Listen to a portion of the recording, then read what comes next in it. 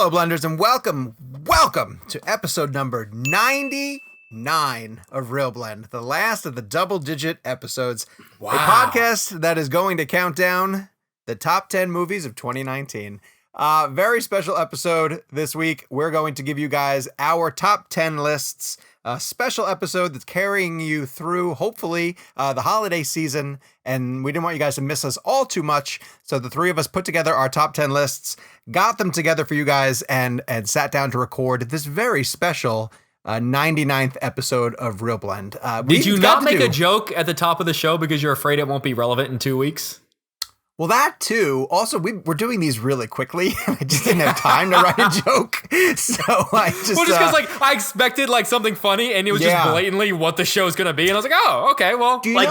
Like Sean could have said at Welcome to Episode 99, a podcast where Sean O'Connell puts Rise of Skywalker as his number one movie of 2019. Yeah, that would be a shock. That would be breaking news. Do you know how much pressure I feel about coming up with a good joke for the 100th episode? Like, I'm already Oh my God, I didn't even think about that. Yeah, that's I have terrifying. a lot of anxiety about that. I know. So I look forward to those. I would help you write one, but last time I did that, I got crap for it. So you're on your own. All right, introductions. Let's get right to the guys.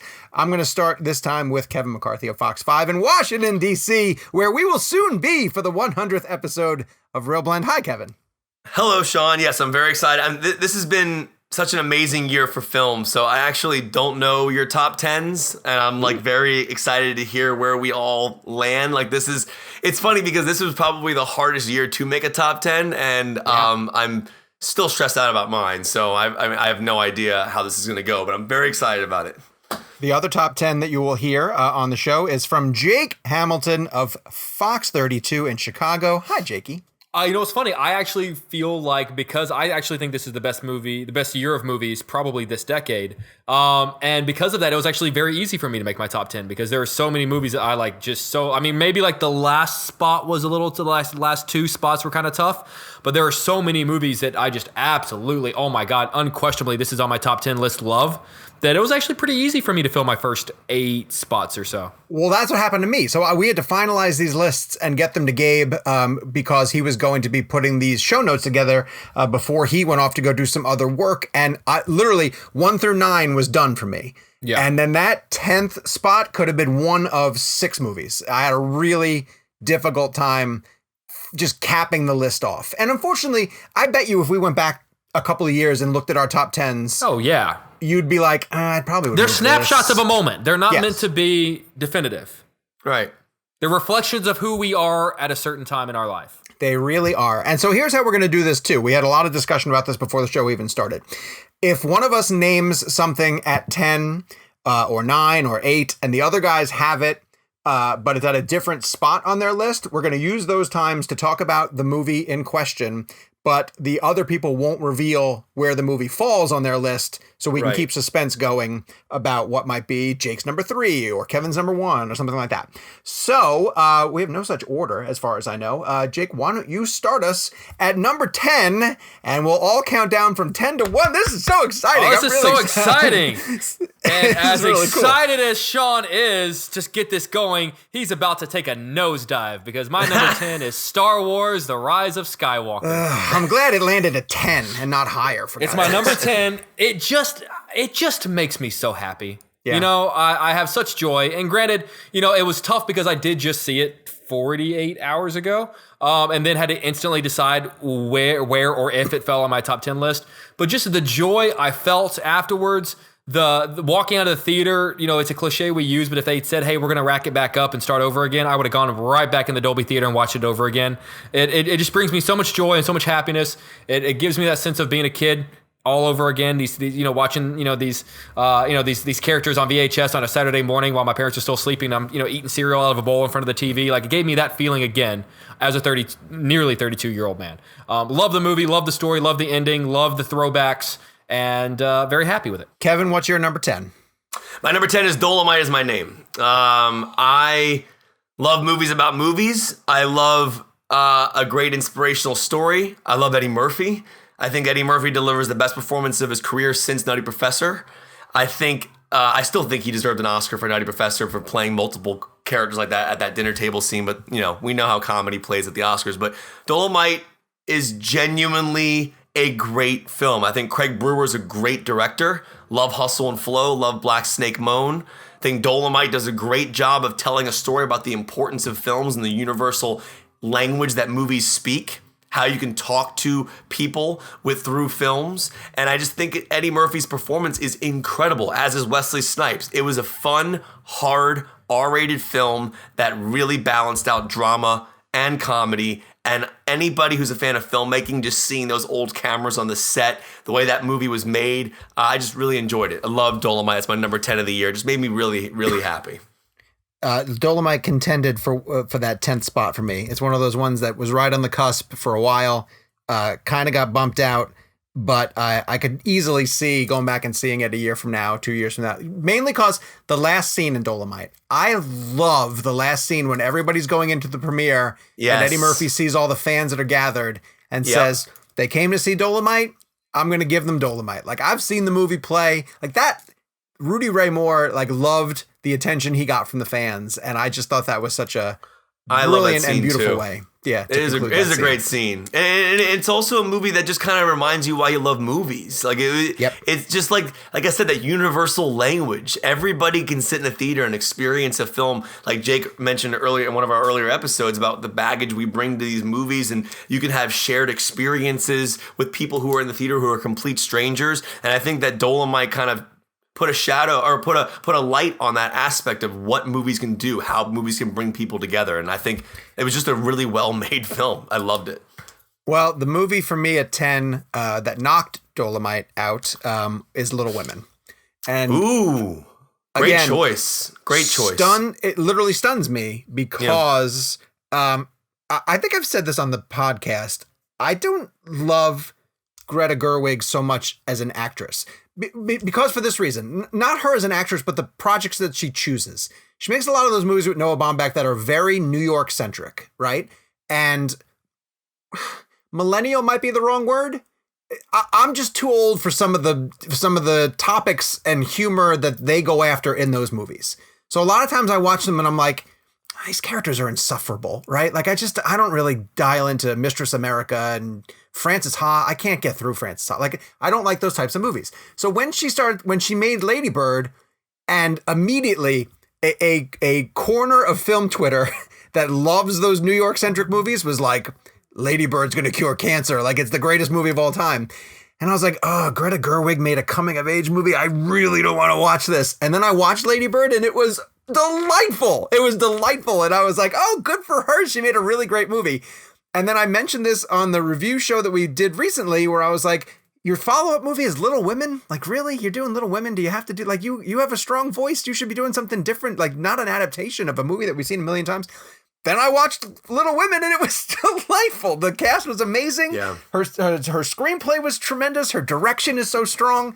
I was so won over by that movie that when it came time to pick my 10th film, I went with Greta Gerwig and I went with Little Women, whose cast I adore, whose direction I adore. And I am now officially on record saying it right here.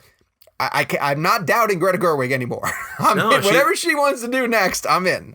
And 35 millimeter. I mean, Jake and I were in the theater watching it together and just blown away by the cinematography of that movie. It's such a gorgeous film. And Sean mentioned this in an earlier episode about the nonlinear storytelling. It's just so engaging and so immersive. That movie would definitely be in my top 15, top 20 if I was making a list that large. I loved that movie too. I think that's a great pick for number 10. All right, Jakey, you're up at number 9. My number 9 is Marriage Story. I mean, raw, real. I mean, probably the movie that I most felt like, and I hope this comes across the right way, that I forgot I was watching a movie, where I just felt like I was sort of eavesdropping on a conversation that I shouldn't have been listening to. Like I was in a room that I shouldn't have been in, watching these two people argue. Like I felt like I was intruding on someone's real. It just felt so raw and so real. And they sent us the script, and I went, because especially that fight scene in the living room, I thought there had to be some like improv in there, because it's just so raw and just so like beat for beat, word for word. That's how it's scripted. And it's a testament to Noah, and it's a testament to Adam and Scarlett. I just thought it was beautifully done. It's raw. It's real. I've never been through a divorce, but I've been through a pretty bad breakup and found it incredibly relatable. There were things in there that I've been told before. There are things in there that I've said to someone else. And, it's one of those things. It's just so, and in fact, I know people who don't like it because it's so relatable. Kevin, you called it a horror movie, and I don't think that's that far of a stretch. I understand what you mean by that because you are actually married, obviously. It's terrifying, but it's also real and beautiful and raw, and I loved it so. So I revisited Marriage Story because it's also on my top 10 list, and you guys will find out where a little bit later. And it's one of those movies where everything that Jake said, it's extremely relatable, especially for people who have been in a relationship. It's also one of those movies that I just have to admire its craft. Like it's the performances obviously are so great, but it also goes about telling the story in such a way. And it's funny, like we had a poll recently about whose side do you take. Watching the movie a second time shows just how far Noah Baumbach goes to make you not try to choose a side, right? Right. No one's demonized. No one's the villain. Yep. They're just flawed human beings. Yep. Yes. But it's also one of those movies that I deeply admire where you're watching it, you're totally engrossed in it. And every time a new character comes in, it's a brilliant character actor. Laura Dern, Alan Alda, and it's Ray not Liotta. Distracting in a weird way. No, 100% correct. And You're absolutely right. Something I don't mean to cut you off, Sean, but one thing I find interesting is that could easily be distracting. Like when a gigantic star shows up, like someone that you really know really well, but their characters are so good that it's you're just immersed in it, and you're of course your mind goes, oh, Ray Liotta, for a very split second, but that character. That's such an interesting point because that so easily could have taken us all out of the movie, but it didn't. Well, it brings us to what Sam Mendes said when he was talking about casting those bigger roles in 1917. And he goes, the reason why they're so famous is because they're the best, usually the best at what they do. So if you need an older, compassionate lawyer to play an actor to play Adam Driver's lawyer, and you can get Alan Alda, get Alan Alda. He's going to make the scene that you're in that much better. And Marriage Story... one of the best scripts I've seen, or one of the best scripts I've been able to see realized on screen this year. And this year, considering the scripts that are going to be on this list, that's really saying something. So I loved it. And Marriage Story is also in my top 10, and I'll reveal my number later on as well. I just want to echo something that Jake was talking about being like a fly on the wall, essentially. When I watched that film, I felt like I was watching a legitimate documentary that someone had shot of someone's marriage going through a divorce. I actually, that's how good they are. Like Adam Driver completely disappears. That performance is outstanding, as is Laura Dern, as is Scarlett Johansson. And there's something to be said about that script. It is airtight. It's brilliant.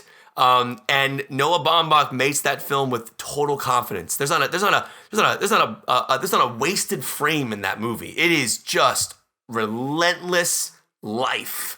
And if you watch it, I watch it with my wife. If you watch it with your partner, whoever you watch it with, there's no way you're not going to relate to it somehow. I mean, any marriage, any relationship has ups and downs, has arguments. This relationship, just particularly, I love how Laura Dern says it. It's a love story told through divorce. And I think that's a really fascinating way to kind of position it. So it's very good. Don't forget the quote going on the DVD cover, though. I don't know if you guys have seen it yet. It's credited to Michelle O'Connell, wife of ReelBlend host. And it just says, quote, it's a lot of talking.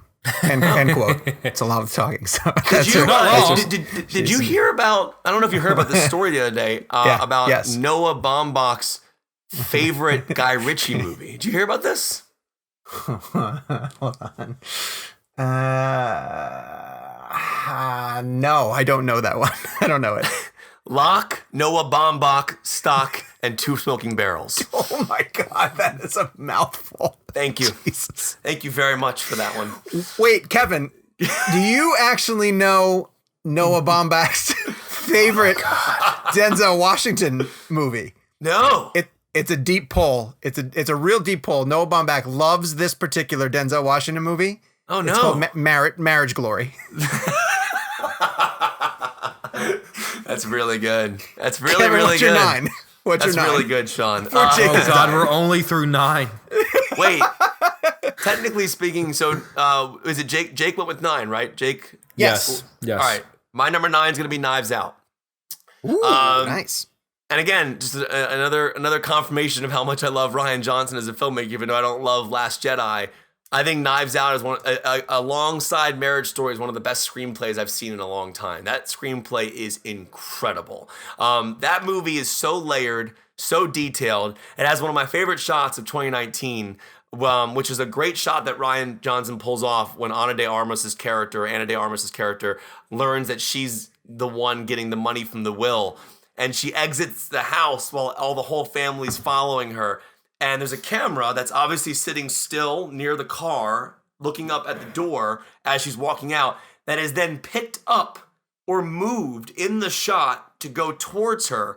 And it's this weird, strange moment where you are actually immersed in her anxiety just based on the camera movement.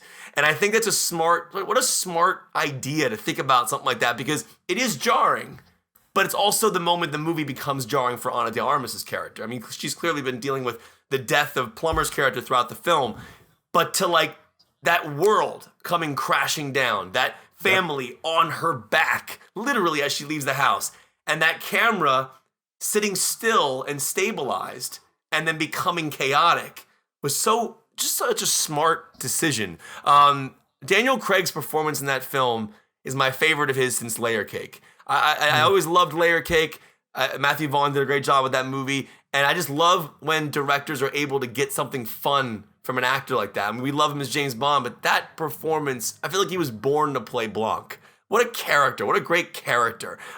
Everyone's great in that movie. One of the best ensemble pieces of the year. I cannot believe it didn't get a SAG Ensemble nomination, and Jojo Rabbit did, but that's another discussion later on. But that's my number 9. Love Knives Out. Great score by Nathan Johnson. Gorgeously shot. And I still don't know where the 135mm shot is in the movie, and I still want to find out where it is. And if you missed our Rian Johnson interview, he told a great story about he had to shoot the movie digitally, and on his birthday they brought a film camera in to let him shoot one shot. It's in the Daniel Craig monologue at the end of the film when he's breaking down how the murder went down, and it's somewhere in there. But because you can shoot digital and color correct and make it look like film, we probably will never know what it looks like. So all right. Anyways, my number 9, and this is where the surprises may start. This is where the discussion may start to kick in. Rise of Skywalker. At number 9, I put Uncut Gems. Ooh. And that's a good one. I thought you guys might be a little bit surprised at how far down it is. It is further down than I expected. I will be. Yeah. Honestly, I don't mean to like jump ahead, but the next spot is my number 8, and Uncut Gems is my number 8. Oh, good. Let's talk about it right now. But here's when it's at number 9, both for have me, it low. It's a little bit because on second viewing, it didn't hold up for me as much as it did that first time through. That first time through is so riveting. And again, this isn't the fault of the movie. I've mentioned this on past episodes before. How many times is the movie supposed to work? You know, is it only supposed to work that first time? Because I was riveted during the first time through.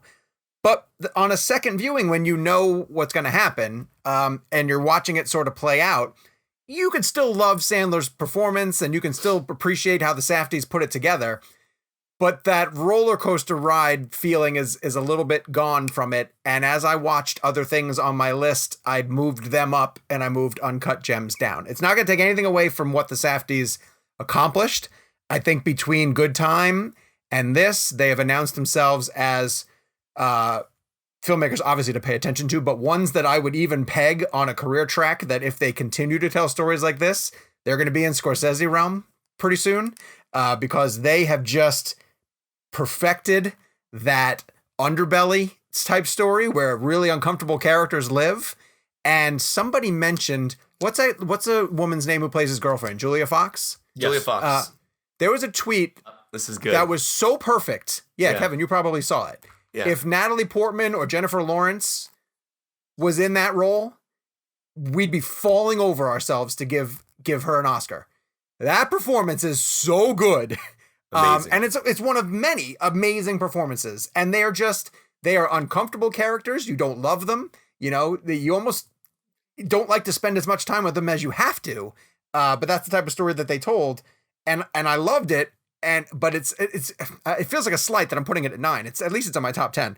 No, it's sort of like, what do you say? It's kind of like riding a roller coaster. Like the first time you ride a roller coaster, Yeah. you don't really know where the drops are or how it's going to affect you one way or the other. You get off and you get back in line. It's still really fun to ride it again, but you kind of know where you can't replicate that X factor. And Uncut Gems is one of those movies.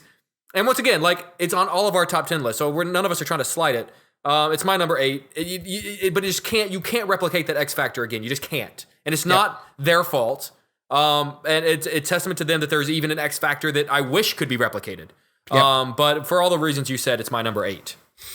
So I respectfully disagree with the idea that it doesn't hold up. Uncut Gems is not even necessarily that it doesn't hold up. It's just that feeling, that anxiety, that wish, like that stomach churning of what the hell's going to happen.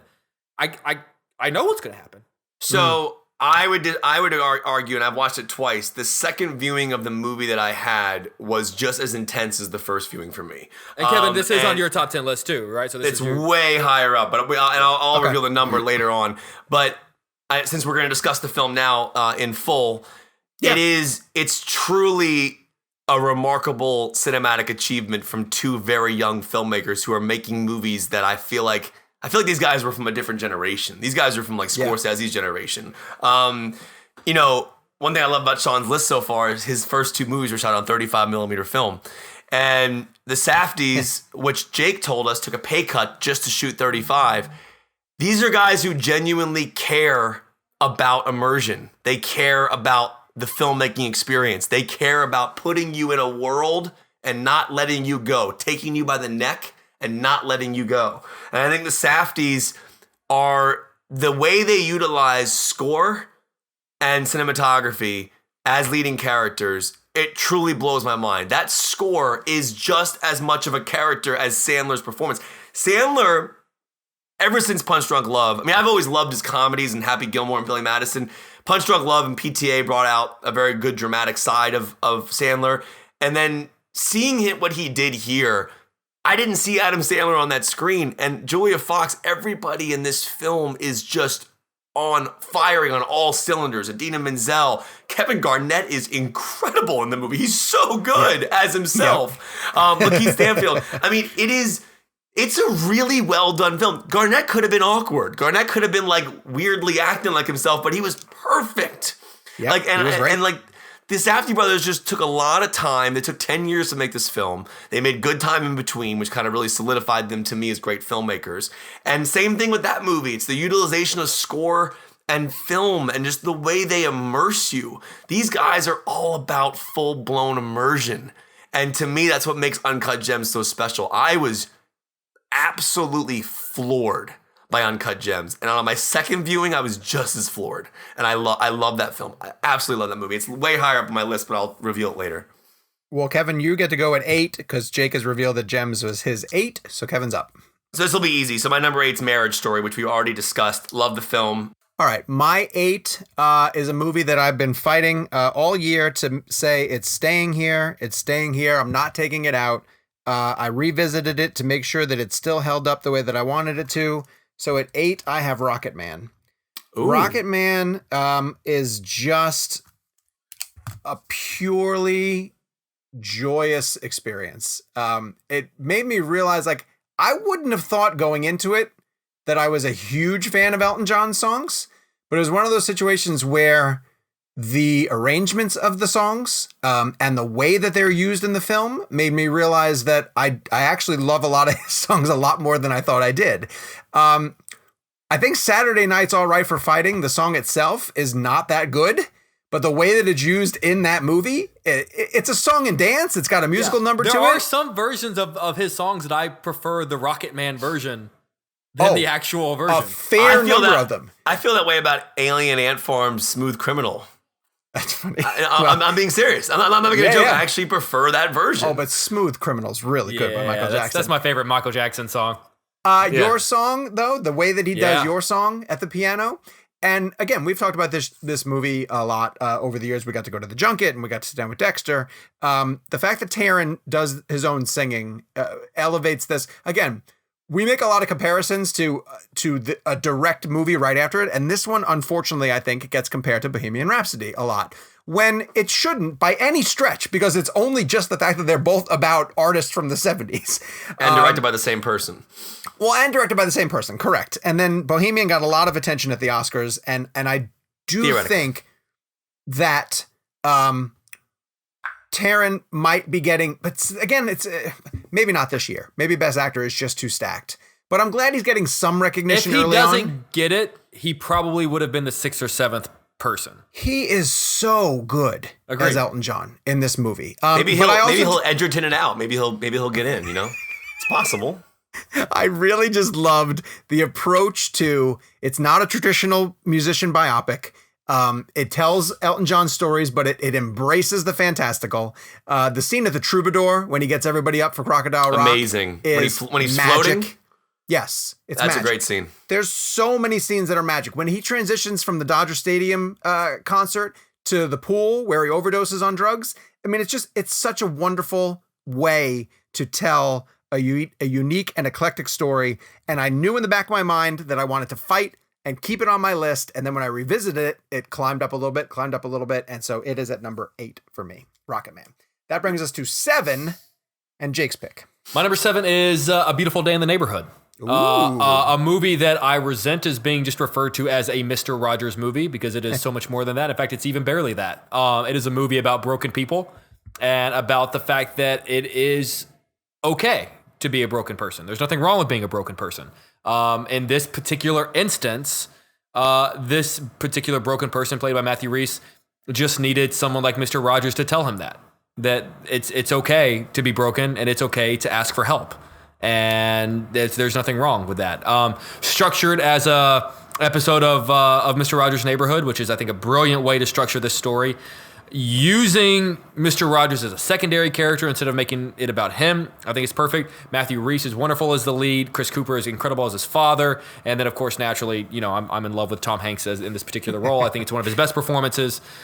This one hit me in the feels, man. This one hit me. This one really got me in the feels, and I really wanted to keep it on my top 10 list. It was much higher until I saw some other movies on this year, but I love it so. Oh, you loved it after Toronto. I remember seeing you after that screening, and that was high up on the list for you. Kev, did it make yours? Movie. It did not make my top 10, but I just loved the structure of it. To be honest, I was very pleasantly surprised that it was essentially, like we said, like a 2-hour episode of Mr. Rogers' Neighborhood, and I just thought it was a clever way to tell the story. And I think Matthew Rhys' performance in that movie is one of the best performances I've seen this year by an actor. And unfortunately, I wish there was a conversation being had about his performance, but I understand we're so stacked. But I do recommend seeing it. I mean, Chris Cooper is so devastating in that movie. I just think that it's so well done. I loved it. I really did. Kev, number 7 for you. My number 7 is The Irishman. It's Martin Scorsese's The Irishman. It's actually was going to be 7. Yeah, it's 7. I love The Irishman. I love it enough to put it in my top 10. I rewatched bits of it recently on Netflix after seeing it in theaters. I still have some of the things I can't look past. Some of the CG de-aging is just looks video game-ish, cartoonish. That being said, why it's in my top 10. I love the Martin Scorsese that we are getting now. I love Hugo as a love letter to filmmaking, and I love this film because I feel like it's the film he could only tell at this age based on what he had already done with his previous body of work. What blew my mind about Irishman was the third act. I do think the film structurally has some issues in the first 2 acts where some of the pacing feels off. That being said, once the third act hits, you realize how important every single second of that movie was leading up to it. So I found myself conflicted because at first I'm like, this seems a little bit long. But then as the film draws to a close and they bring back this epic shot of a door being left open, just the whole thing came crashing down in my mind emotionally, and I was all in. And I was just like, that is a masterstroke moment right there. Like that moment is so well executed and well earned over that time. I think De Niro delivers one of the best performances, if not the best performance of his career. And I say that because it's so internal and it's so all in his eyes. Pacino, Pesci, everyone is phenomenal in this film. The filmmaking on the film is truly amazing. The number of cameras they use, the way they had to light it on set, the way the actors had to portray different ages over 51 years. I don't think it's a perfect movie, but I do think it is honestly a film that I'm just happy exists. I'm happy that Scorsese got to make a movie that looked at what happens to gangsters once they reach an older age, and the depressing nature of, you look at something like Goodfellas, which, these films they were movies that really kind of showed the good times of these gangsters' lives and kind of like the money they were making. And yeah, there were downfalls, of course, but this really hit me in the feels because it made me think about, while I'm not a gangster, I understood and related to what they were going through. De Niro's character is a murderer, right? And I'm not a murderer, but I still find myself relating to what he was going through on an emotional level. What deeply impacted me about The Irishman, which is why the story by Anna Paquin really bothered me, was the performance, was the dialogue, was the conversation internally that De Niro's character had with his daughter. And to me, while they didn't say anything or say much, that was the heart of the movie. She was judging him in every aspect of his life, and it got to him. And that's why that movie is so devastating. That's why I love that movie. It's number 7. That's where Irishman is. Part of the reason why I think Irishman's going to fall on all of our lists, Jake, it's on yours too? Yep, it's on mine. Is that it speaks to us in completely different ways. Kevin just voiced all the reasons why the movie connects with him. Part of the reason why it connects with me is because there's a criticism leveled at Scorsese over the years of that he glorifies the mob. And Scarface gets this a lot too. That people latch on to these personalities and idolize them, and they want to be more like them, and they portray that sense of loyalty almost to a fault. It's almost like it's that machismo and the bravado that comes with loyalty. And people who embrace that type of mentality and that lifestyle never think about the consequence. And Scorsese gets a lot of heat of like, you show this one side of the mob and you never show, but I think he does show the repercussions. But in The Irishman, he really walks you through like, this is the toll it takes on these guys. It's not a quick bullet in the head, which it is for a lot of people who cross these guys. It's the emotional weight and the guilt. And again, Scorsese is a Catholic, and a lot of his best stories are filtered through his Catholicism, obviously. None more than Irishman. And the 1-2 punch of silence in The Irishman are back to back, side by side, just the work of a master craftsman, operating at the top of his game at a late stage in his career, which blows me away. If you step back from Irishman, he's juggling 3 different stories, 3 frame stories. Old De Niro in the nursing home, De Niro and Pesci going to Michigan, and the flashback to them at a young age.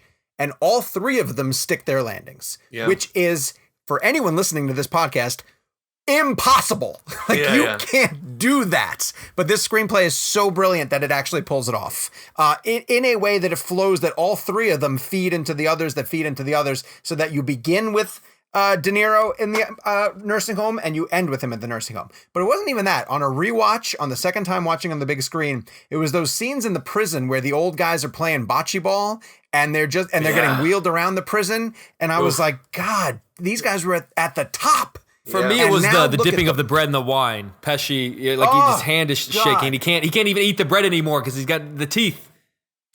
I mean, life just takes it all away from you. It doesn't matter who you are.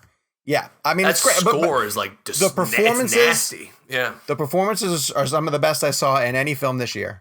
I know that Pesci's getting a lot of attention. I know De Niro's getting a lot of attention. To me, the best performance I saw this year was Pacino as Hoffa. I think Pacino is the best one in that movie. The way he angrily chews steak and stares down his rivals at De Niro's dinner.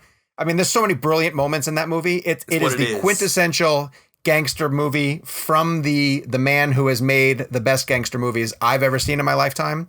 Irishman will rank much higher for me, but we're talking about it right now. Jake, last thoughts on? Yeah. Also, I mean, everything you guys said, it's also much higher in my top 10. It's a breakup letter to gangster movies from a guy that spent a lifetime writing love letters to gangster movies. That's nice. And it's also the first time, well, not the first time, but really a quintessential, like, what's this all about? Like, to me, the pinnacle moment being the fact that his nurse didn't even know who Hoffa was. So he's sitting there alone, and he's alone because of what he did for this man and to this man. And then the person who's taking care of him doesn't even know who this man is. So great. And that sad irony is just both brilliant and heartbreaking at the same time. So yeah, much higher on my top 10, but you guys said it perfectly. Brilliant. And I want to mention one thing about the score before we move on to number 6. The score in that film, it builds like a cancer. And as you watch the movie and as the film and as the characters progress and start to become older and become more they're just not happy with their lives. That score is just like, it's just like dirty and grimy. It's like the score. That's one of the first times I've watched a movie where the score actually added, in my mind, to the atmosphere of this. It made the movie feel gross to me. Yep. And as they were going down that darker path in the end of their lives, it almost resonated like as it was like the inside of their bodies just dying. That's how the score felt to me. I thought that was really well done. All right. I still got to give 7 for me. A movie that might land on someone else's top 10 list. I went with 1917. 1917 moved up for me after I watched it a second time. The first time I watched it all the way through, I was paying attention to all the technical aspects of it. The one shot, obviously. As much as Sam Mendes begs us not to look for the stitches, that's what we do. So I sat there and tried to pay attention to how did you do this? The second time through, I was able to get fully immersed in the story of the soldiers. Now, maybe you don't have to watch it 2 times, to get that. But the first time through, the Deacon cinematography, the direction, all of that overwhelmed me. The second time through, it was the story of those men. And I was extremely captivated by how well he structured the story of these 2 guys who get tapped one day of just go meet your supervisors and get handed this assignment and the sheer dedication they have to the mission.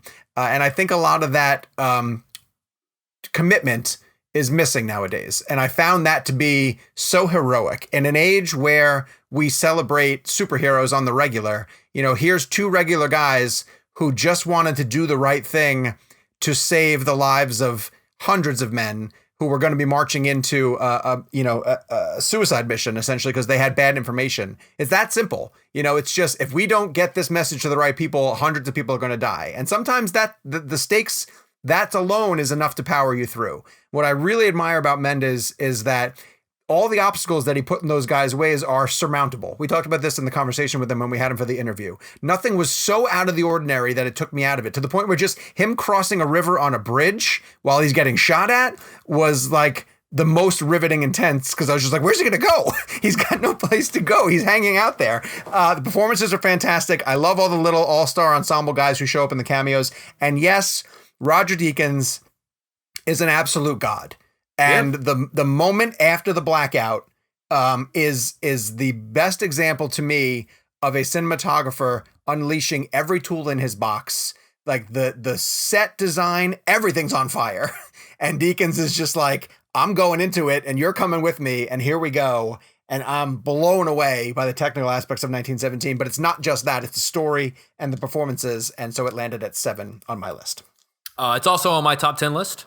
Cool. And every way that you said, there's this idea of war movies really kind of making you sort of feel like what a war is. And obviously, none of us have ever served, so none of us will ever really know what that experience is like. The closest thank God, the closest I can equate that to is the opening of Saving Private Ryan. Yeah. And this would probably be the second time that I sort of like almost felt like, God, like this is what it was like. And also, too, World War I was such a different war than World War II.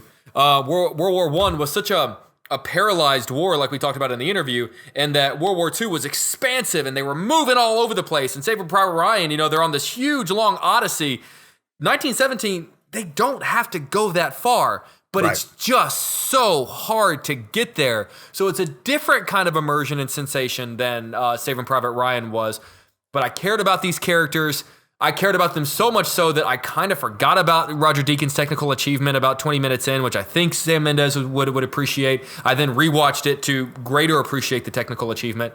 And I just thought everything about it is astronomical, and I will reveal where it is on my top 10 list a little bit later in the show. And I don't have 1917 in my top 10. Because you hate it! No, yeah, I admire the film. I like a lot of I like a lot of it. I think Roger Deakins, again, one of the greatest cinematographers of all time. We all know how amazing he is. I think the movie looks incredible. It's gorgeous. I want to make a statement right now, and I want it on the record. 1917 will win Best Picture at the Oscars this year. It's a perfect. It is the type of movie that the Academy will latch onto. It is the type of movie. I would almost say it's 100% locked. That 1917 wins Best Picture. And I'm not saying it should. I'm saying no, I don't disagree with you. It's 100% it really does win. feel like, no question. It feels like the Academy pick. 100%. But in this year, there's so many good movies. I know.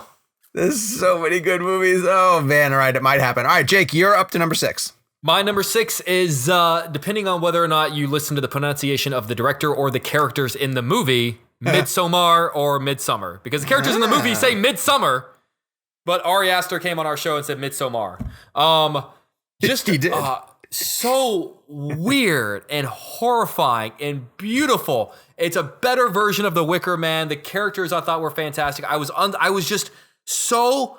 I'm even like getting cringy just talking about it. I was, from that opening sequence, I was so unsettled. From Florence Pugh, from like the boyfriend picking up the phone to kind of be like, oh God, what does she want? And hearing her blood-curdling scream. Yeah. I was just locked into this movie. Every aspect of it is horrifying.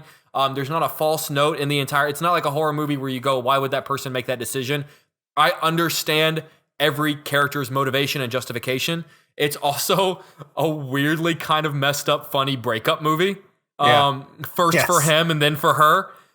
If you're going through a rough patch in a relationship, especially if you're with one that's on the receiving end of maybe a partner that's not treating you the way you deserve to be treated, Midsummer's the movie for you, man. I like it. I respected Hereditary more than I liked it, but I both respect and love Midsummer.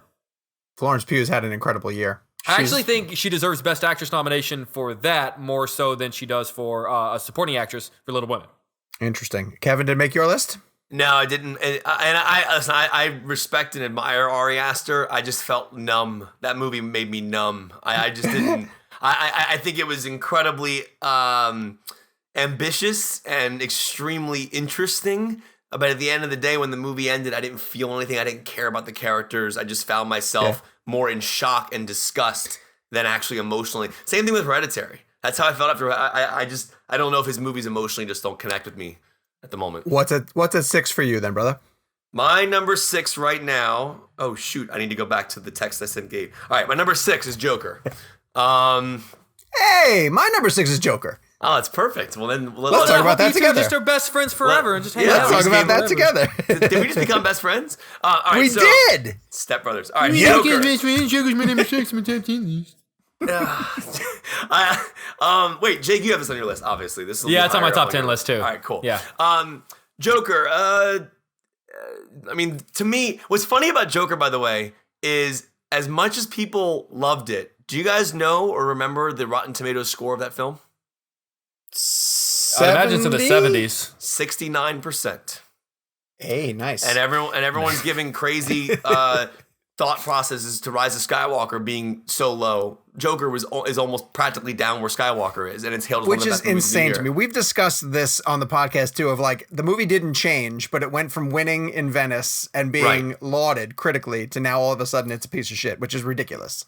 Yeah, and I think Joker is an astounding achievement. It's also one of the best shot films of the year. I mean, the cinematography in that movie, the look of that movie, the scope of that film. One of the things I think Todd Phillips did really genius and really well in that film is he made a movie that was intimate, yet at the same time epic on a scale of just the city, right? I mean, like we're in these moments with Joker and Arthur Fleck, but then he reminds you every once in a while that you're in this gigantic Gotham City, and he gives you that grimy, nasty look of the city.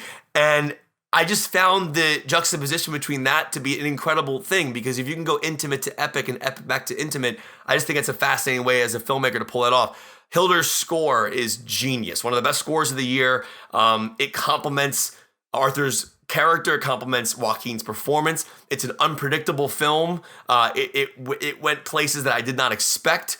I was truly felt disgusting after it ended but in a weird way. I just enjoyed it, but I wanted to take a shower after it was over, because it just does not follow normal studio picture guidelines. This movie felt like it was an independent film made with a larger budget, released by a larger studio.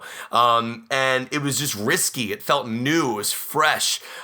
Performance-wise, I just think De Niro was incredible. Everybody in this movie lands. Everybody is phenomenal. And I just think Todd Phillips really does a great job. And I loved it. Absolutely loved it. Jakey? Yeah, 100%. It's, what's interesting is that it's a great character study of a man, and that itself makes it for a pretty fascinating movie. That man just so happens to end up becoming the Joker, which makes it all the more interesting. But take that, and maybe this is the sign of a great movie that exists within a comic book universe. If you take out the comic book element, is it still a great movie? And Joker absolutely is, in the same way that if you take out Batman out of The Dark Knight, you got Heat, basically, right? I mean, it's still, and Joaquin Phoenix's performance is probably, honestly, my favorite performance of this year. I think it's so cheap to say, oh, well, he just does the most acting. That's not true. That's just like saying, okay, well, like Pacino does the most acting in The Irishman. Doesn't mean that he's bad. He just does, just because you can see the acting doesn't make it bad. Like I love what he does. I thought it was heartbreaking until it's not. The big complaint being whether or not we sympathize with this guy. For a while, I do. And then he becomes a villain. And then it's a movie about a villain. Like, all villains have to come from somewhere. They're not born evil. At some point, they became a villain. And we just see the movie about the time that this guy did. Just because there was a moment in which he wasn't doesn't mean he isn't anymore. And it doesn't mean we're not allowed to sympathize with him for 1 second and then not sympathize with him for another. And all of that gray area, all those complications, all of those moral struggles make this a very fascinating character study for me. A character study that just so happens to involve one of the greatest villains of all time. It's the same reason why we care for Killmonger. I mean, it's a layered villain, and that's why the movie's great, because you care, but then you don't once they turn. You know what I mean? It's crazy. Also, like, everybody moves mountains with Joker in the discourse that follows, quote unquote discourse, to separate it from being a comic book movie. Well, it's so much more than. But the reason why I love it is because even as a comic book movie, it's an amazing origin story. And for part of the reasons that Kevin celebrates, it shows Gotham in a way that I've never seen on screen. Yeah, before. Like, it literally feels like a city that I recognize. And it's really dirty, and it's really sleazy, and you can understand why the weight of that city would break this guy's psyche. Like, there's just things that happen to, like, the Joker is such a fascinating character that we just accept that he's a lunatic, and we don't think about why he's a lunatic, like what actually pushed him that far. So I loved the study of figuring out what pushed this guy to that limit. When Joaquin is finally fully Joker, he's brilliant. If Leonardo DiCaprio was not in a movie this year called Once Upon a Time in Hollywood, Joaquin would give the performance of the year. He's fantastic. But I also love just taking that one next step forward of this Gotham City is really horrifying and scary. And this guy, the name the Joker, who's risen to a position of power, is really horrifying and scary. And that city needs Batman. And I love that as an origin story. You don't see him, but you just know that he's going to have to show up sooner because this city really needs him. Yeah. And that's why Joker landed at 6 for me. So it's 6 for Kevin. It's 6 for me. We're at 5 for Jake. My number 5 was a movie that I'm unfortunately feeling has just kind of gotten forgotten and lost in the shuffle, and it's Ad Astra. Just a interesting, beautiful testament to a relationship between a father and son. The lengths that we will go to be the kind of man we think our father wants us to be, the lengths that we will go to have our father's approval. It is both a pretty spectacular space adventure, big budget, sci-fi, big screen spectacle, while also being this very small internal character study of a guy who just wants his dad to give him a hug. He literally crosses galaxies to just to see. And the worst part is his dad is Tommy Lee Jones, That is the who I'm not worst. entirely sure has ever hugged anyone.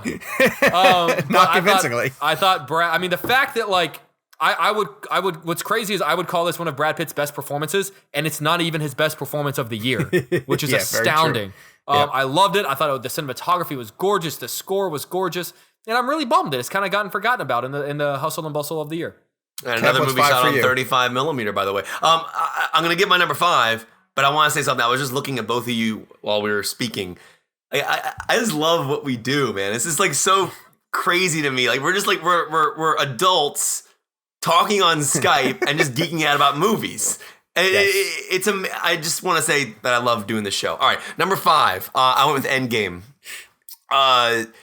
I mean, again, this is a favorite list, right? What I think, do I think Irishman's a better film than Endgame from a filmmaking standpoint? Sure. Endgame is number 5 on my list because it was honestly one of the greatest movie-going experiences I've ever had in my life. And yes, I went to the premiere. That was one of them. But I also saw it at home a bunch of times. And being in a theater when that film came out was one of the greatest moments I've had as a cinema fan in my life. Seeing 11 years of storytelling all come to a close in a really well-designed story that paid off with those homages back to the original films in a way where when they time hopped back to like New York and Asgard, those scenes were just so gratifying because it was a necessary element of the story that I did think was important, but it was also just a really good reminder of what we had been going through emotionally with these characters all this time. That moment when Chris Evans says "Avengers Assemble" as he wields Thor's hammer is just something that Sean is better to emotionally equate this to the audience than I am because he's more of a Marvel fan than me, but that scene is just, there's something so special about that scene that it even exists, that Endgame even works. I mean, you think about an 11-year time frame and what they built in those 10 years leading up, and then this film sticking the landing. I just don't understand how it's possible. We give the Russo brothers credit, but Feige really is kind of that mastermind, that puppeteer behind the scenes, making it all happen. And Silvestri's score, I mean, that Avengers theme we've had for a few years now, but when that thing hits with the ending, and just Iron Man's line, every aspect of every character, we got endings for it. While I do think it's more of a Cap film at the end of the day, because the Russos love Cap, it is just a really incredible cinematic achievement that I can't believe exists. And that's why it's my number 5. Well, the hammer thing is even a payoff to the joke that's laid in Age of Ultron. And where they're all sitting Ultron, around when trying you to can't lift Like, it. Yeah. I got to give credit to Marcus and McFeely. Like, Yeah. as much as the Russos are amazing, Smart. and as much as Feige's the architect of it, those guys just understand the fabric of all those characters. And again, Kevin said it, it's a movie that just shouldn't exist. There's no way possible that movie should exist. But I've gone back and watched. So Endgame is my favorite movie of all time. It's my favorite movie of all time. It's not my number 1 this year, and I'll explain that dichotomy when we get to that point. But it's the movie that, like, when Jake says he can put Rise of Skywalker or will put it on a loop, I'll put Endgame on maybe once a week and just have it on the background because it just makes me feel good. But I've had chances to really analyze it and figure out what thrills me about it is that Infinity War was the one that serviced everybody and set up the big bad. It's a Thanos movie. Endgame was a conclusion to the saga that paid tribute to the original Avengers. And all of those guys got their moment. Tony got to go back in time and interact with his father and have that beautiful conversation. Oh, that scene is amazing. Oh, I love that scene. Steve gets to go back to Peggy. Natasha sacrifices herself. The movie starts with Hawkeye losing his family and he goes through his Ronin stage. Bruce Banner becomes Smart Hulk. He gets a little shortchanged, but he does get to do the Infinity Snap that brings everybody back. And of course, Tony's I Am Iron Man. The Portals scene I could pull up on YouTube right now and watch it and I'll start crying. Yeah. It's so beautiful. Yeah. The On Your Left callback. On your left. The On Your Left callback is so genius. Yeah. The hammer callback is genius.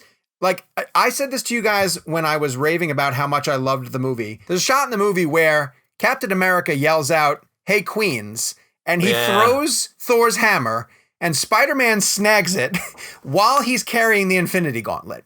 Yep. None of these things should happen on screen ever, but in context, they happen. And there's Captain Marvel saying, "Hey, Peter Parker," like that delivery, all those little moments give me goosebumps as I talk about them.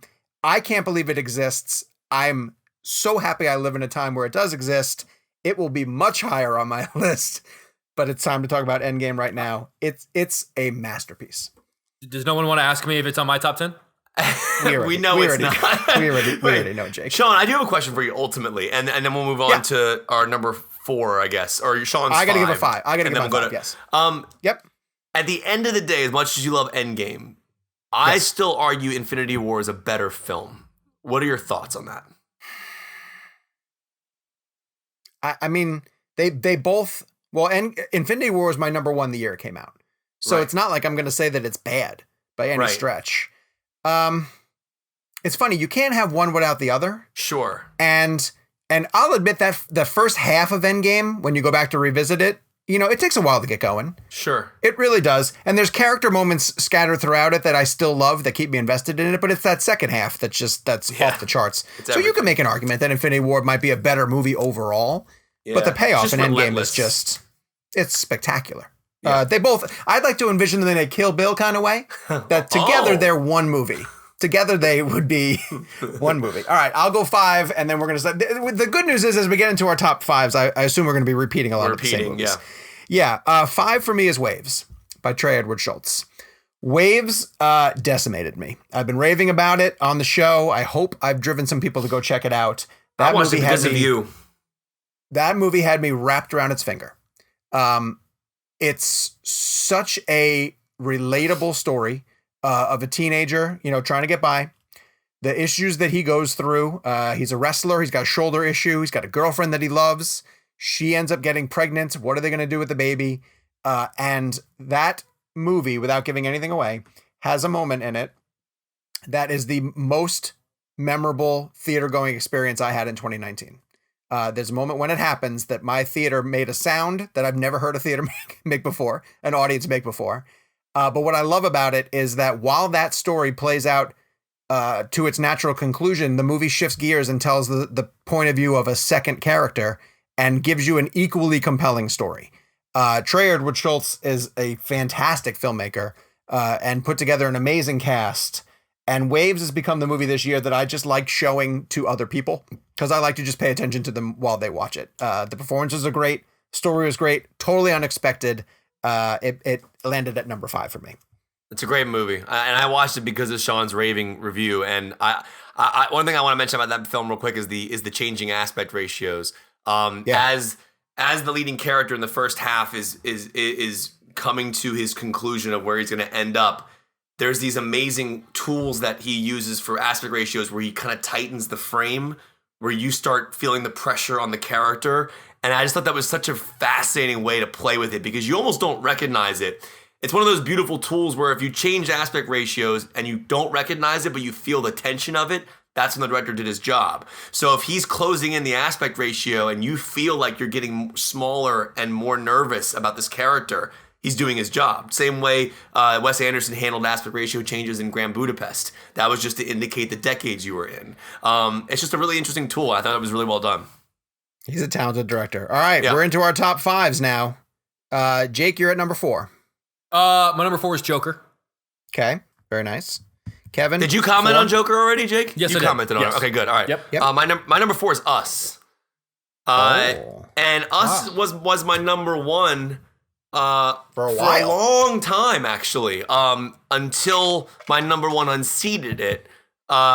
It's a film that I saw 4 times in theaters. I think Jordan Peele is one of the greatest filmmakers working today because he challenges his audience. The rewatchability of his films is unlike anything I've ever seen before. Get Out and Us on second, third, fourth, fifth viewings are astounding. Those scripts are airtight. I don't understand how he does it because you're basically having actors give 2 performances in the sense of Allison Williams in Get Out or any character in Us, literally 2 performances, I guess, for Us because the doppelgangers. But you're directing your actors to give audiences a different experience on their second viewing. So Lupita Nyong'o not only is emotionally becoming the character of Red and the character she plays in the real world, she's also has to think, because Jordan tells her to, about how the audience is going to perceive her on the second viewing. Like, and that to me is deeper than anything I could ever think of. As a filmmaker, you're trying to get that first viewing right. But if you're already thinking about the second viewing while perfecting the first viewing, I just don't get it. And I don't understand. I don't know how he has the patience to write something like that. I think that film was so divisive because Get Out was, at the end of the day, it was wrapped up. You knew what happened. Us leaves you with a lot of questions. And I think a lot of audiences didn't want to.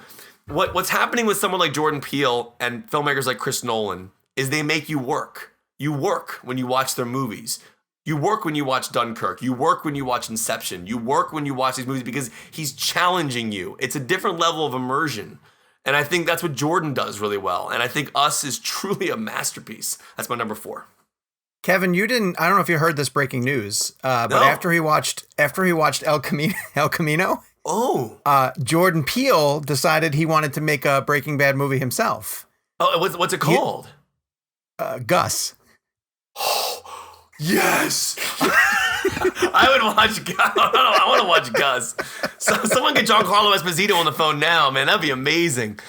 Lupita Nyong'o is going to play the lead role. Gus. Follow up to Gus. That's good. Thank you, Sean. All right. That was wonderful.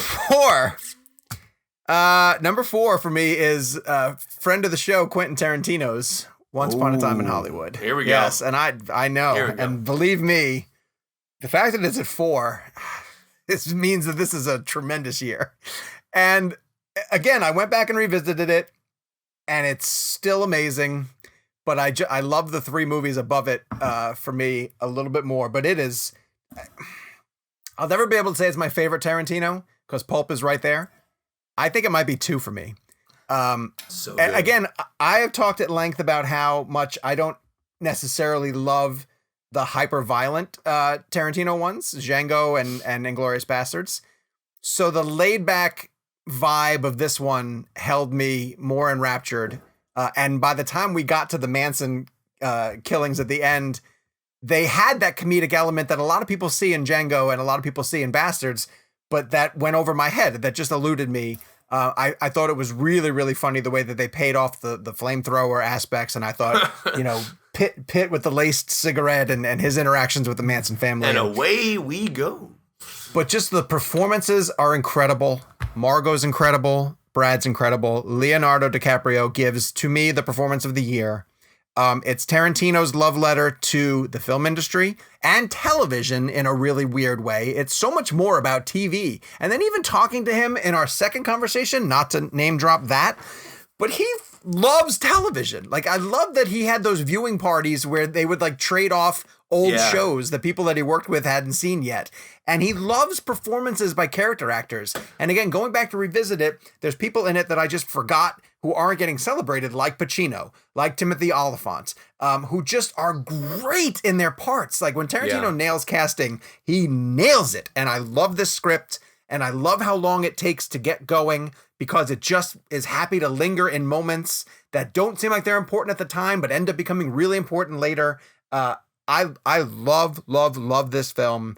And I think it's my second favorite Tarantino film outside of Pulp Fiction. I think it's amazing. Yeah, I mean, to say the least, I think it ends up on Kevin and my list as well, albeit a little later. Aside from the things you talked about, and the idea that yes, it is absolutely this love letter to a period of Hollywood that I think he is extremely fascinated by. The thing that really hits me in my rewatches is that it's also just a love letter to friendship between guys. Mm-hmm. There's something about just having just a buddy, just a bro, that you've been there, and especially because so much of the movie is about how their careers are coming to an end. But it's also, in a really sad way, kind of like, through no fault of anyone of their own, kind of how their friendship's coming to an end too. And that's a thing that just happens, sometimes with friends. Yep. And it's not so much a like, be sad because it's ending, be happy because it happened kind of thing. And it's really a love letter to what it means for just two guys to have this really, really deep friendship where they don't necessarily need to vocalize it. I think the line in there is it's something about, a buddy that's more than a friend but less than a wife.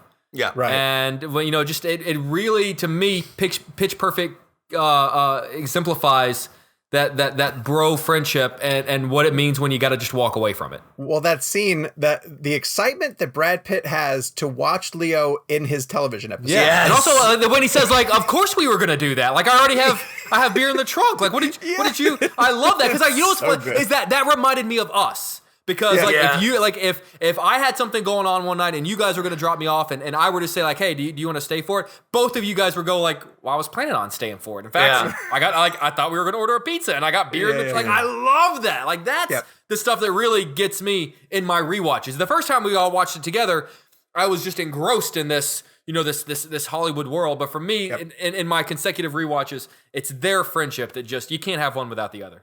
Kevin, he's your favorite filmmaker of all time. Where is it for you? This film, I've had a very interesting experience with this movie since July, to say the least. I've seen it 8 times now, and it's become such an interesting experience watching it. I think it may be his masterpiece. And I say that not saying that I think it's the best movie he's ever made. I just think I think in my opinion, if you're looking at his filmography, my favorite movies of his are Pulp Fiction and Reservoir Dogs and Kill Bill and Bastards. I think Hollywood might be his masterpiece. I think Hollywood... Well, let me add one quantifier to that. The other movies that he's written, Django and Bastards and things like that, I don't think they taught us that much about him. And exactly. I think this movie is all about him. Right, and that's kind of what I learned. So I'll briefly give my arc here because I think this is interesting. The first time I saw the film, I loved it, but I didn't love it as much as you guys did. I went into Once Upon a Time in Hollywood waiting for the Tarantino movie that I was waiting for him to deliver to me, which is a very selfish reason or way to go into a movie. But as Pacino, sound like a Star Wars fan. Yeah, but as Pacino says to DiCaprio in the movie, and Gabe pointed this out masterfully after we saw it, you build a psychology towards a certain way that you view a director or a certain way the director makes movies. And Jake even said this as well. He even adjusted himself halfway through the movie. At first, he was kind of like, "What's going on? This is interesting." And then you go, "Oh, this is the movie that this is going to be. So let me just sit back and watch it." What a picture. But my first time watching the movie, I was waiting for the Tarantino movie that I wanted to see. And then it wasn't until, so I saw it twice in 35, and both experiences I loved, but it didn't truly emotionally hit me until I saw it in 70. My 70 millimeter experience of Once Upon a Time in Hollywood will go down in my book as one of the greatest movie experiences I've ever had in my life. I was by myself. Unfortunately, I wish I was with you guys for it. But I sat in that theater. I went to see it. What theater? Where were you? It was ArcLight, 70 millimeter, Sunset Boulevard. Nice. Wasn't the Cinerama Dome, but it was in one of their 70 millimeter theaters. And I sat down in the theater and I went to see it only because I had time to kill, and I also just wanted to experience it in 70. I was curious how the 70 print, how the blow up looked. So I sat down. I think I had Milk Duds and a Diet Coke and a popcorn. I might have gotten nachos. I don't remember. And I just sat there, and I was like, I'm gonna let this be what it is, and let me see how I experience it without any expectations.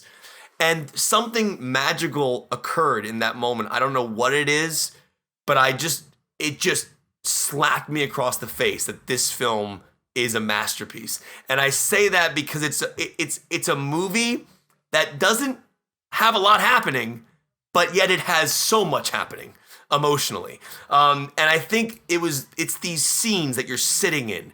DiCaprio with Julia Butters, masterful. The Lancer sequence as the camera reverses its track and comes back around. The way he handles the Sharon Tate situation at the end. Brad Pitt and DiCaprio delivered the two best performances of their career. I love how messed up DiCaprio's mustache looks as we're close up on him and part of it's like hanging off of his face. I mean, there's just something like special. But then you know what hit me, and Tarantino's been known for this for years, is the way he utilizes soundtrack. There's moments in this film where we're just driving through LA at night, and the song choices that he uses make the hair on my arms stand up. He has the ability to make me fall in love with songs that I would have never fallen in love with before because of the scenes they're attached to. Stuck in the Middle with You, whatever the song from Reservoir Dogs.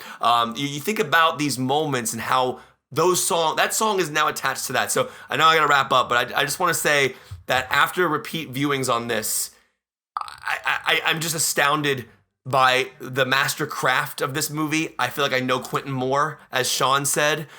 This to me is the movie that I just didn't know he was gonna make, but that I'm so happy that I revisited as many times as I did, because it's truly become one of my favorite movies of his career. And I'm just in love with it. And I want to say one more thing. You mentioned the FBI sequence. Do yourself a favor, watch the special features on the Blu-ray. And this will give you an idea of why I love this movie so much. He cares about every frame, every second of that movie he cares about. So much so that I believe they spent 3 days building and shooting a 1-second scene where the Taco Bell lights come on. I mean, that is the level of detail. The FBI truck that you're watching DiCaprio mess around in the FBI episode when they're commenting on it at the house is the real FBI truck from that episode. They found it. The car that they drive up in to Sharon Tate's house before they go into Cahill's house, they went and found the real car the murderers used, took a ton of photos of it, and then redesigned a car to look exactly like it. And you don't need to do stuff like that, but Tarantino cares so much about immersion and production scale that it just feels like a filmmaker who genuinely cares about your experience with it, and it's just incredible. I love it. Well, let's quote Quentin talking to John Dykstra, and then we'll move on. Oh yeah, I'm gonna notice it, John. I'm gonna notice it, John. There and you go. Truthfully, you're gonna notice it too. That's if you haven't listened to our two. Yeah, if you haven't listened to our 2 interviews with Quentin Tarantino, please go back and download them immediately on the podcast. All right. Top 3, baby. Top 3. We're rolling into it. Did you give your 4? My 4 is Once. That's what kicked us off. Yeah. Okay, my good. Perfect. 4 is Once Upon a Time in Hollywood. So we're all Jake, into our you're on top 3. 3s, starting with Jake. My number 3 is 1917. Here we go. Nice. Which we talked about. Yep. Kevin's number 3. Yeah, and my number 3 is actually, and I want to preface this because I know I'm probably going to get negative comments for this, because it's a film that I guess I kind of had something to do with that part with Ben Affleck.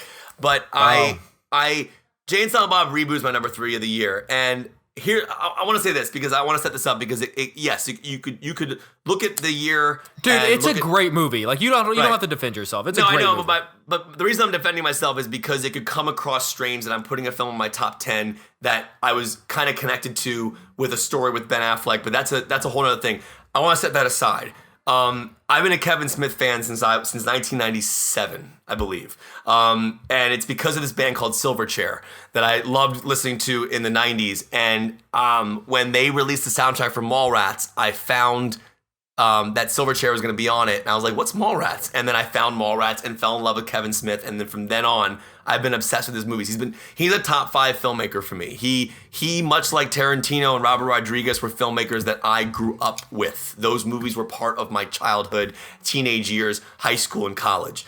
I love Clerks. I love Dogma. I love Chasing Amy. I love Mallrats. I love Jay and Silent Bob Strike Back. I love Clerks 2. I cried in Clerks 2 when Jeff and Brian are in the prison cell going over their friendship. And the fact that I cried in a Kevin Smith movie is insane to me. So going to Reboot, which I feel like is truly kind of his masterpiece, right? In the sense of it's, as people have said, it's his end game.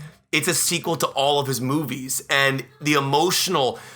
You know how hard it is to balance an R-rated raunchy comedy with fart jokes and whatever you want to say, or weed jokes, and then to actually make you cry and make you feel? There's a scene where Jason Mewes has with Harley Quinn, his daughter in the film, that is devastating. There's a great arc that Jason Mewes has in that film. And then the Affleck scene is truly amazing. And I understand I'm tied to that in a very small way because of an interview that I did. No, But- stop downplaying it. Yeah, you are. Yeah. But I do want to say, because I understand how this could come across, I just have been a fan of his since the early 90s. I love his movies, and I loved Reboot. As a Kevin Smith fan, it just delivered on every cylinder and level that I wanted. And if you're a fan of his movies, I can't imagine you not loving it. That's my number 3 of the year. Well, I love and Reboot. I'm going to say this too. I'd written Kevin Smith off as a filmmaker because of this Cop Out, which he can make all the excuses that he wants to in the world. Terrible. It's a terrible movie. It's right? bad. I think he would say it's a bad movie. He does say it's bad. In the movie, I liked Red State. I liked Red State. Me too. But I don't like Tusk. I don't like Yoga Hosers. And Yoga Hosers to me is such a clumsy movie that I honestly said I don't think I'd really need to see another Kevin Smith movie. I was very content with him to keep doing podcasts and his own. He's the greatest storyteller. I'll listen to Kevin talk for hours upon hours upon hours, and he'll talk for hours upon hours. I was stunned at how good Reboot is. Reboot was amazing. Really and, great. And Sean was great. texting me throughout it. It is genuinely amazing. Like the Affleck scene, when he says our kids are our reboot. What a profound, what a profound line. What a line. I mean, I never thought of it that way. It's so true though. And you think about the movie joking about being a reboot. And then I love that Kevin actually gives us an explanation between a reboot and a remake. Like I just love those scenes. It's just so well crafted and so it's really well done. Jason Lee, God, he's so great. So that's my number 3 of the year.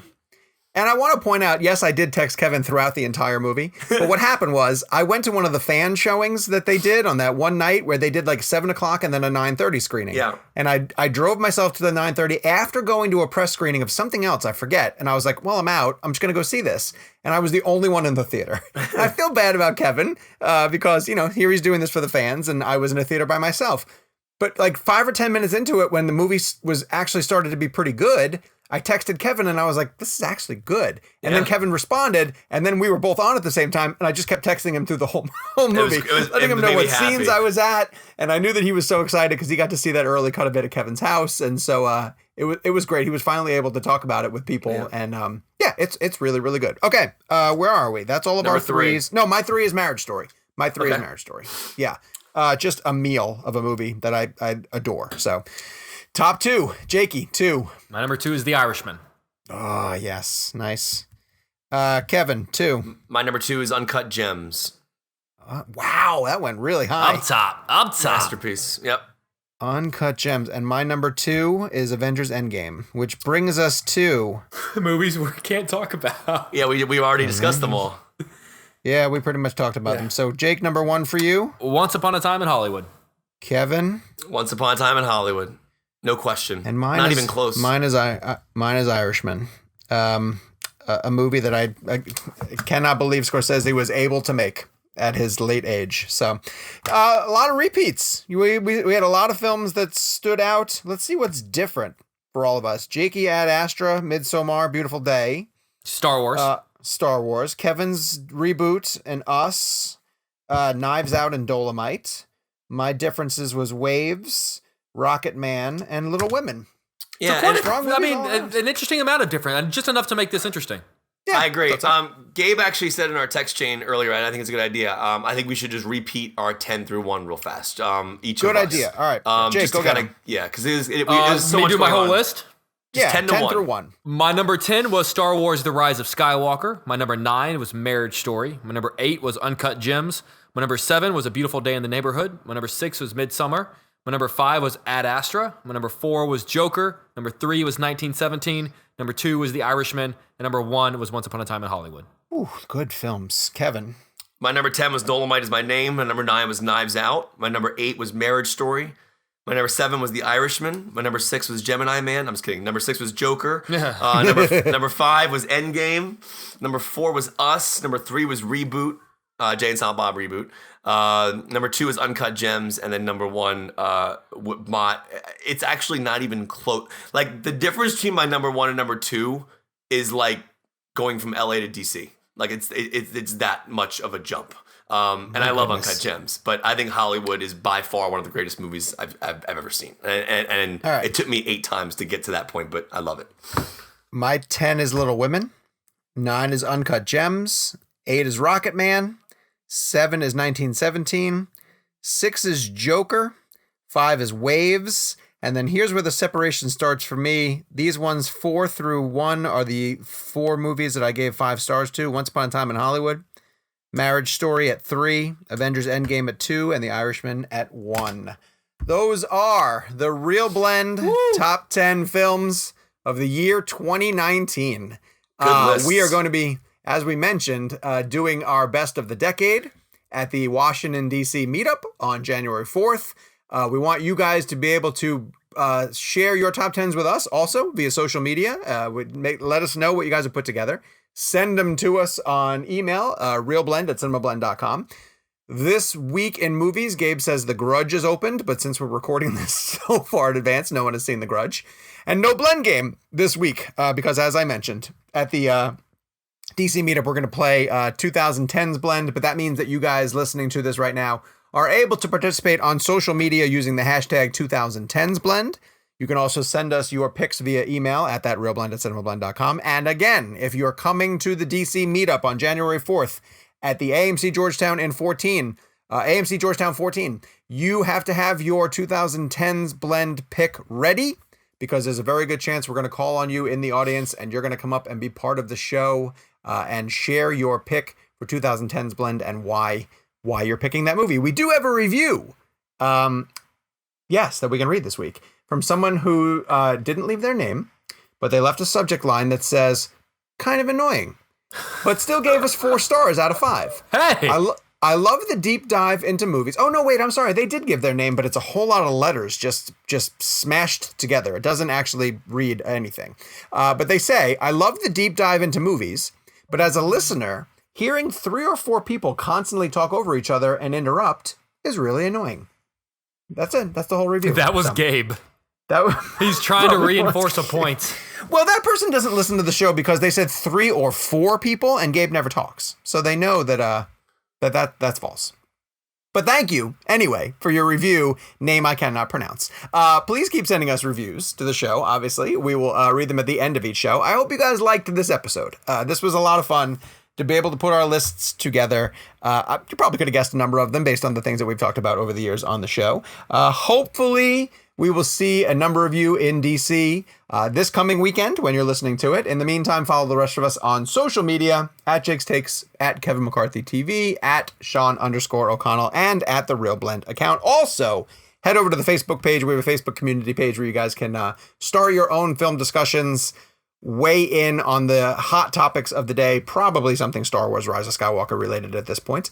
And we'll be back with a new episode. Number 100. Holy cowboys. Wow. Our next episode is going to be number 100, recording in front of an audience. And so the pretty much only way to end this one now, without further ado, is Dunkirk.